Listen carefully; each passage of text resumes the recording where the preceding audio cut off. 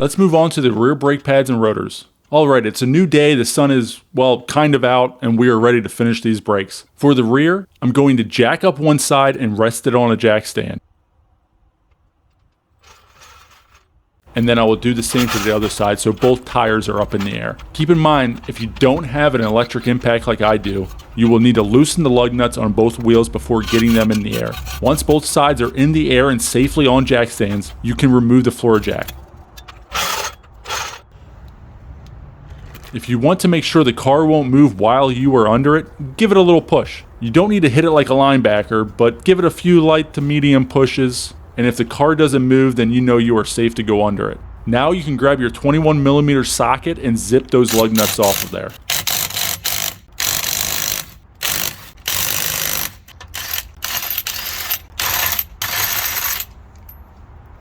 Once they are all loose and taken off, you can remove the wheel.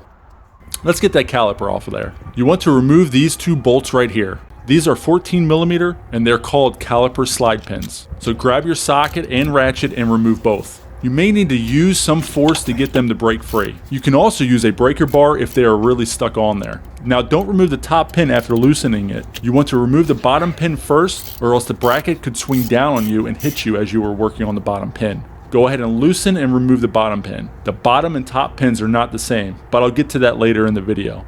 You can now loosen the top pin, but again, do not remove it just yet. You are going to want to grab an S-hook like this or something that can hold the caliper in the air like a bungee cord. Keep that close to you. Go ahead and remove the top pin and you should notice it's slightly different than the bottom pin was. I'll show you them side by side later. At this point, you should be able to shimmy the caliper out by rocking it back and forth like this. Then you can grab your S-hook and mount it, or do what I'm doing and rest it on the upper control arm. I did not see a good area to use that S-hook, so this was the next best thing, and if you place it right here, it won't go anywhere. Let's go back to the caliper bracket and remove those old brake pads. You should be able to remove them with your fingers. If you are having trouble, you can use a screwdriver to pry it out.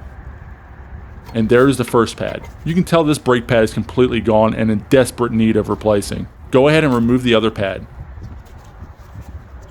Okay, so take note of this. This is a wear indicator right here that somehow was pushed backwards. It should not look like that. I'll show you the new one later, but keep in mind the pad with the indicator should be on the inside. The indicator on this one was up top, but honestly it doesn't matter if it's installed at the top or the bottom. The main thing is the pad with the indicator has to go on the inside. At least that's what I'm assuming because that's where it was on mine. Let me know in the comments if yours was in a different location. Alright, so we can move on to getting that caliper bracket off. This was interesting to say the least. Both bolts are 19mm. However, I was unable to use a socket on the top bolt due to clearance issues. I kept trying to get the socket on the bolt with my ratchet. However, the upper control arm was in the way. You could try to use a swivel socket, but these are pretty big bolts and I did not want to risk stripping them. I decided to use an open-ended wrench. Now I did not have a 19mm wrench, however the metric equivalent to 19mm is a 3/4 inch wrench, which I did happen to have. And as you can see, that worked perfect. Take note fellas, this is how you justify the amount of money you spend on tools to your wife. Go ahead and remove the top bolt. You'll notice it comes with a washer too, but that washer shouldn't separate from the bolt. Now do the same for the bottom bolt. If the bolt isn't budging, you want to grab a pipe or a breaker bar and try moving the wrench closer to you. Sometimes that's all it takes. Loosen the bolt with your wrench until you can do the rest by hand.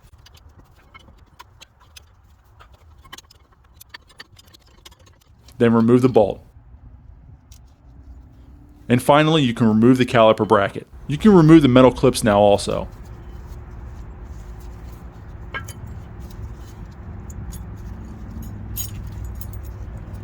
Then pull the rotor straight off.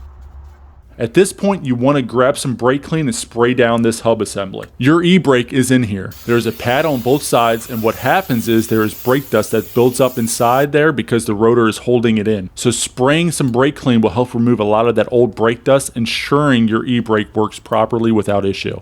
This silver piece I'm spraying is called your adjuster. More on that in a little bit. Go ahead and grab your new rotor and remove it from the packaging. You are going to want to spray this rotor down with some brake clean and wipe it off to remove the oil coating that the manufacturer puts on there to ensure the rotor doesn't rust while sitting on a shelf or in transit. Make sure you do this for both sides. Okay, so if you flip the new rotor back over and set the old one next to it, you will notice this little rubber grommet right here. So flip over the old rotor and push the grommet through. You need to transfer this over to the new rotor. Be careful as it will go flying off. Now if I pause right here, you will see this bottom section is the part that needs to be pushed into the new rotor. And you want to make sure you push it into the hole right here. It won't push in perfectly, so you're going to have to work it in. Once it's flush, you are good to move on.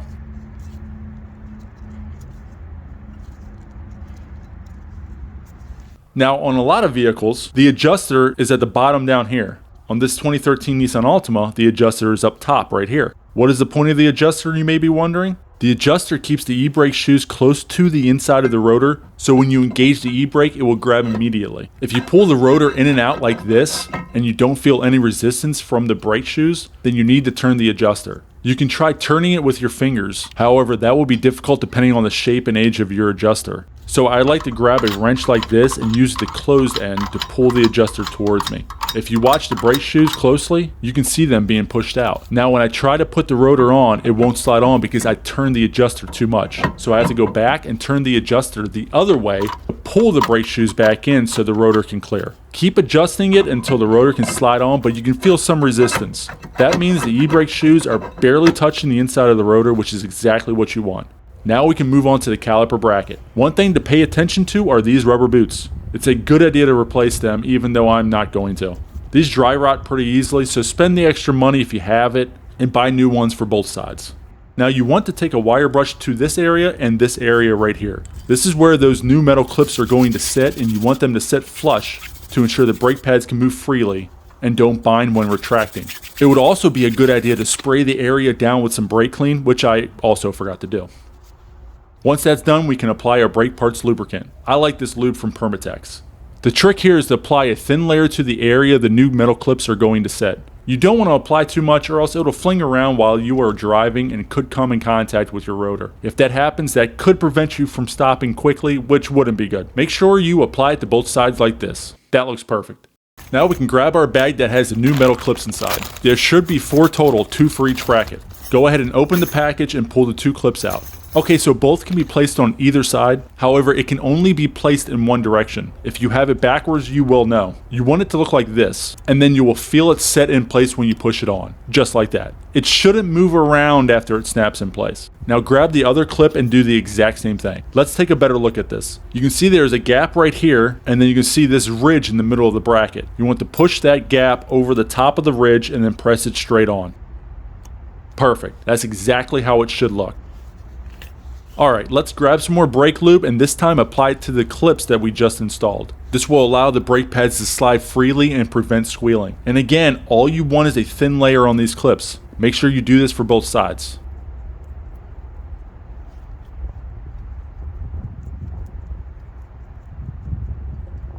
That looks good.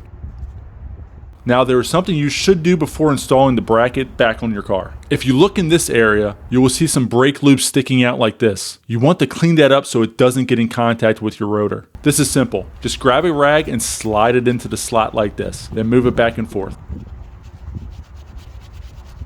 As you can see, the area looks a lot better. Make sure you do that for both sides and then we can get this bracket installed. Here's how it should look when you are done. Okay, so before you install the bracket, you are going to want to add some thread locker to the caliper bracket bolts like this. Just a little dab of it should be fine.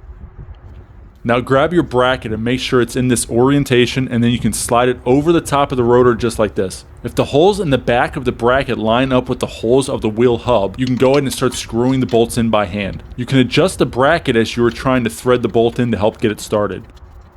Once the top bolt is in, go ahead and do the same for the bottom bolt. Then you can grab your 3/4 ratchet and tighten the bolts down. These need to be torqued down to 62 foot-pounds. However, as you saw earlier, it was difficult for me to get a socket on the top bolt. So I'm going to hand tighten these with a 3/4 inch wrench and use my own judgment for how much force I want to put into it. If you don't work on cars very often, I suggest you find somebody that does to help with these bolts, or find a way to properly torque them to spec. If you watch me tighten this bottom bolt, you will be able to get a good idea of how much force you want to use. You aren't using all of your might, however, you still need to make sure that bolt won't come loose down the road. If you haven't already, I want to mention again that you need to loosen the cap to your master cylinder and keep an eye on the fluid as you are compressing the caliper piston. This will cause the fluid to rise and you don't want it to overflow. But before you compress the piston, let's get those new brake pads installed. Don't forget that the pad with the wear indicator needs to go on the inside, and it really doesn't matter if the indicator is up or down. Let's add our brake lubricant to the back of the pad and to the sides to prevent these from squealing. I'm going to start with the outer pad first. So go ahead and start applying your brake lube to the back of the pad like this, and don't forget the little nubs on the sides of the pads. Don't apply too much though. As I stated earlier, you just need a thin coat. Alright, when installing the pad, you need to make sure it's in the correct orientation. As you can see, the pad has a slight curve to it. You need that to follow the curve of the rotor, so it needs to be in this orientation.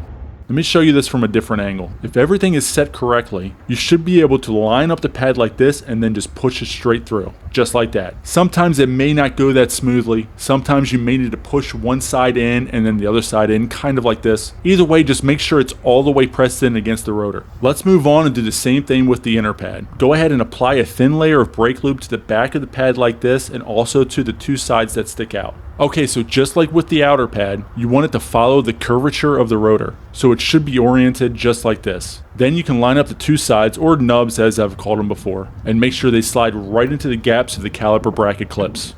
Perfect.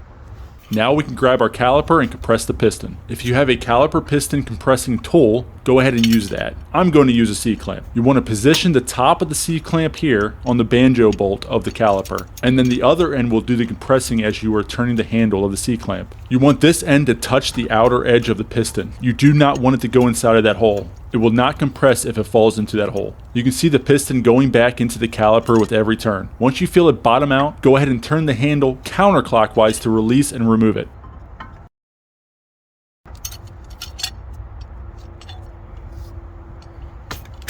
Before we install the caliper, you want to clean up the caliper slide pins first. You can see they aren't the same. I'll show you which one goes where in a second. After you wipe them off, go ahead and add some silicone paste to them. If you get any on the threads, just wipe them off with a rag. Okay, now I'm going to add a little bit of thread locker to the threads of these pins to prevent them from possibly backing out over time. I'm running low, but all you need is a little bit on the threads, kind of like that. Now you should be able to slide the caliper right over top of the new brake pads like this. If it doesn't, that means one or both of the pads need to be pushed into the rotor. Make sure you push the boots in as you are putting the caliper in place. Alright, so here are the two pins. You need to make sure this one right here with the bushing on one end of it goes into the top of the caliper. So align the caliper and gently push the pin in place. Keep an eye on the rubber boots as you do this to prevent any binding, which you want to avoid because it could cause it to rip. You don't need to screw the pins in all the way yet. Just finger tighten it to make sure they are in place to hold the caliper. Then grab the bottom pin and do the exact same thing. Line up the caliper while watching the rubber boot and then screw the pin in. Now you can grab your 14mm socket and tighten the pins down until they bottom out. Don't tighten them too much because we want to make sure we can torque them properly. Once they bottom out, go ahead and put the 14mm socket on your torque wrench. You will need to torque the caliper pins to 32 foot-pounds. The bottom pin was not an issue at all. That one is now torqued properly. It's tough to hear, but the torque wrench was clicking, signaling the top pin is also properly torqued. Okay, before you put the wheel back on, you were going to want to put some anti-seize on the face of the rotor's hat. Just a thin layer like this should work just fine. This will prevent the wheel from sticking the next time you try to remove it. And if you happen to get any on the wheel studs, you need to remove it with a rag or a towel. Once that's done, go ahead and grab your wheel and place it on the wheel studs. Now, you may be able to screw in the lug nuts if you have smaller fingers. I, on the other hand, was unable to. So if you have this issue, it's not a big deal. Just grab your 21mm socket and use that to screw in each lug nut by hand without a ratchet attached.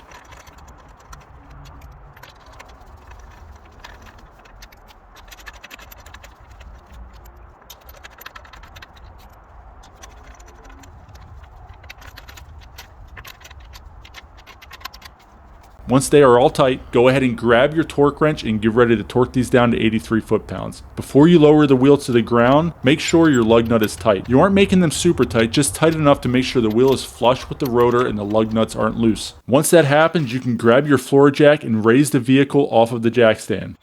Then remove the jack stand. Finally, go ahead and lower it and remove the floor jack. You can now torque the lug nuts down to 83 foot-pounds. You want to do this in a star pattern to ensure equal distribution.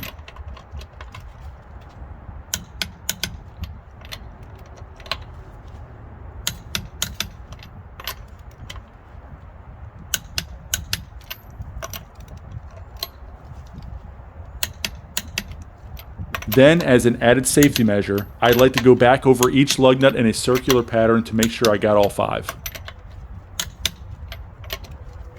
Perfect, that side is done.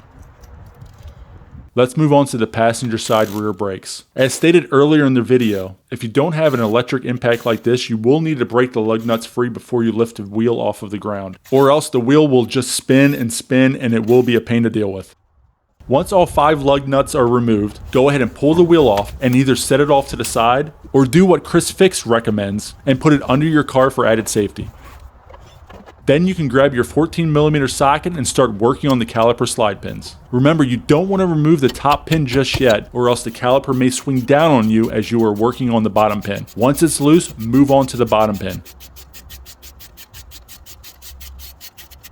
In most cases, you should be able to remove it when it's loose. However, as you can see, I was having trouble with this bottom pin for some reason. It was clearly loose and out of the threads of the caliper, but it just wouldn't come out. That's okay, I'll show you how I got it. Knowing the caliper was secure, I went ahead and removed the top pin anyway. Now the caliper is free to be removed, so I gave it a quick tug, and there you go. The pin can now be removed easily from the caliper. If you are using an S-hook, grab it now and mount your caliper out of the way. I'm going to place mine right here. You can see it moved a little, so just make sure you push it in a position to keep it in place. Oddly enough, if we look at that bottom pin, you can see the other end has that rubber grommet on it. On the driver's side, it was at the top of the caliper. Since it was at the top on the other side, and due to the issue we had trying to remove it, I'm going to place it at the top of the caliper when I reinstall it later. You can go ahead and remove the brake pads now. This is the outer pad. These should just pull straight out. And now we can work on the inner pad. Remember, this is the pad with the wear indicator, and even though it's in the top position, I'm going to place it on the bottom again, just like on the other side, because it really doesn't matter. Now we can work on those caliper bracket bolts. Remember, on the driver's side, I wasn't able to get a socket on there due to the control arm. So I will be using this 3/4 inch wrench again, assuming a socket won't fit on the top bolt. More on that in a second.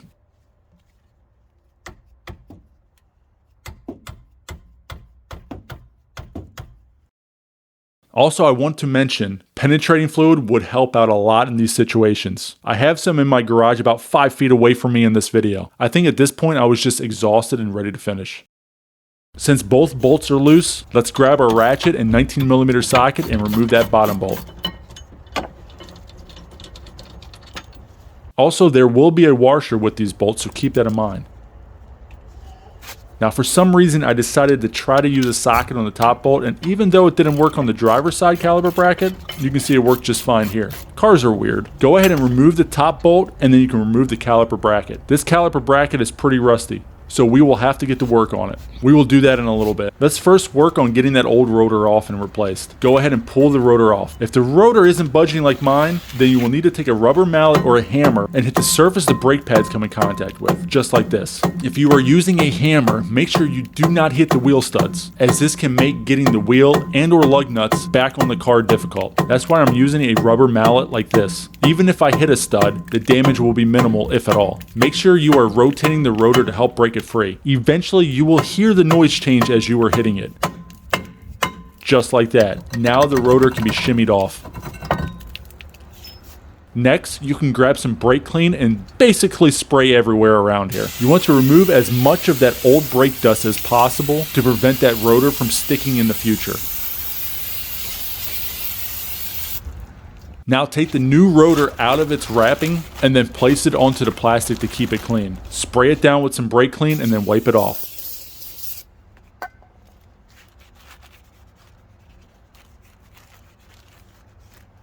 Flip the rotor over and do the exact same thing with the other side.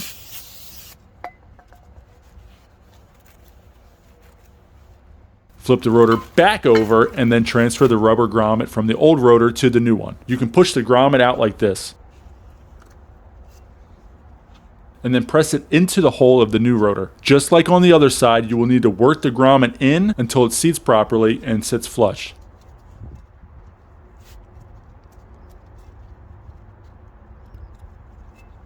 Now when putting the new rotor on, I like to line up the grommet with the adjuster. Completely unnecessary with how I'm doing this, but I like to do it anyways. When you press the rotor on, you want there to be resistance. This is pretty loose. So I grabbed my wrench and used the closed end to pull the teeth of the adjuster towards me. This pushes the emergency brake pads out, which should give me that resistance I'm looking for. If you turn too much, you will run into this situation where the rotor won't push on at all. That's okay. All you need to do is grab the wrench again and this time push the adjuster teeth like this to pull the e-brake pads back in a little bit. That should be good. Put the rotor on, and if you feel some resistance like I do, then you can move on. You will need to pull your rotor off again for this step. Grab some anti-seize and apply it to the hub surface. This will prevent the rotor from being so difficult to remove the next time you need to.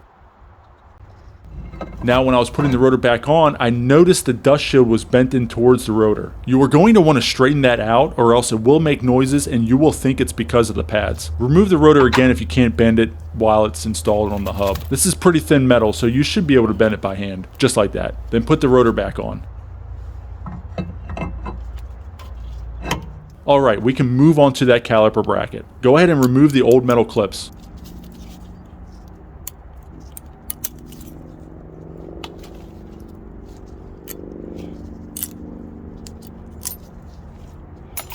Then grab your wire brush and clean the area the new clips sit in. Again, just like I mentioned on the driver's side. You should use some brake clean here to help clean up the brake dust and rust you were scraping off. That looks good. At one point, this boot fell off, and if yours does the same, just make sure you put it back on. It's a good idea to replace these, as you can see they have seen better days. I'll have to do that some other time as I don't have new ones. Alright, grab your new clips and some brake parts lubricant, and let's get everything put back together. Just like on the driver's side, you want to place a thin layer right here where the clips sit.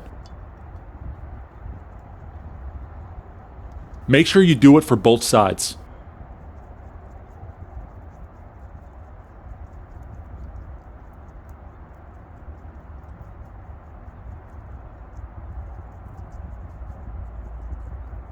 Then grab a rag and clean the little tunnel that the rotor will rotate in. That looks good. One thing I want to mention is that the clip package I bought had extra clips in it, so make sure you grab the right ones because they are slightly different. It's pretty obvious which ones work and which ones don't, because the ones that don't will not fit in the bracket.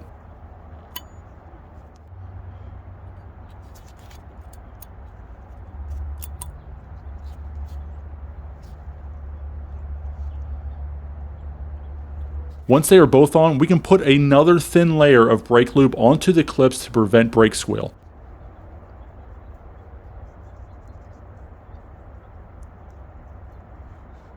Then grab your rag again and clean out the tunnel that I mentioned earlier.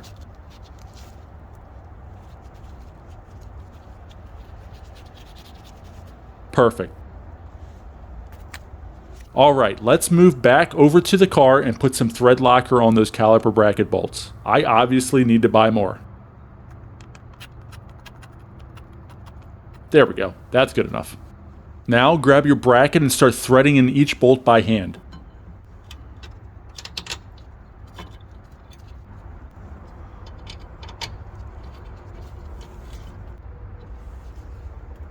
Once they are both threaded in, go ahead and grab your 19mm socket and ratchet and tighten them down. Once they are hand tight, you should torque them down to the proper spec, which is 62 foot-pounds. I, however, will be doing the exact same thing I did on the driver's side and will tighten them with the wrench. Let's get those brake pads installed. You want to put some brake lube on the back of the pad like this, and also on the little sides that stick out.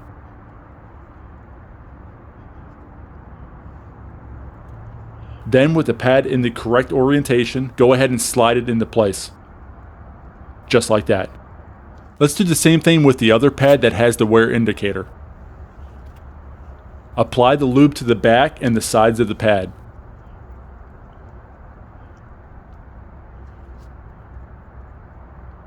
Then place the sides that stick out into the slots and the metal retaining clips on the bracket.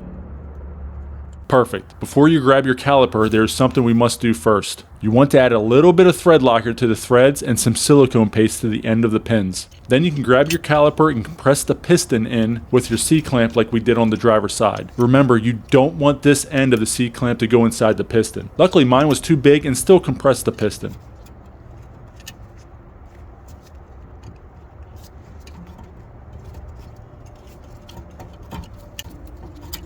And keep an eye on that piston's boot. If it starts to crinkle up like this one is, adjust it to make sure it goes back in evenly. Once it bottoms out, you can remove the C-clamp.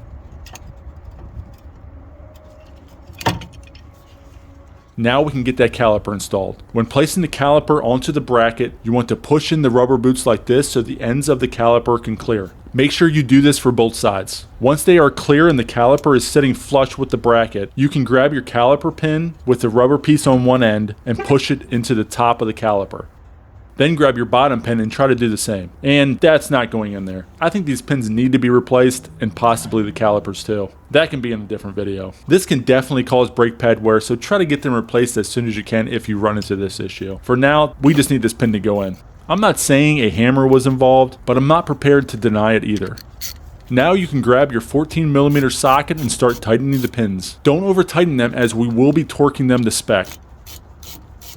Once they are hand tight, go ahead and grab your torque wrench and torque both pins down to 32 foot-pounds. There's one and there is two. Now we can work on getting that wheel back on. First, grab some anti-seize and apply it to the rotor's hat like this to prevent that wheel from sticking to it the next time you try to remove it. Then grab your wheel and place it on the wheel studs like this. And try to have your lug nuts and socket near you when you do this so you don't have to walk away from it. Now start threading in the lug nuts with your 21mm socket. Do this for all 5.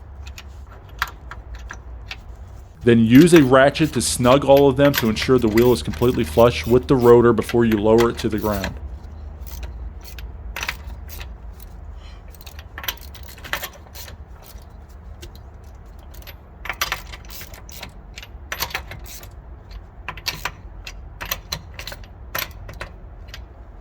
Then slide your floor jack under the control arm again and raise the vehicle.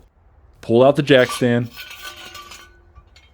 And finally, lower the vehicle to the ground. Now we can torque the lug nuts down to 83 foot-pounds. Remember to do this in a star pattern. And for reassurance, I like to go back over each lug nut one more time in a circular pattern. Perfect.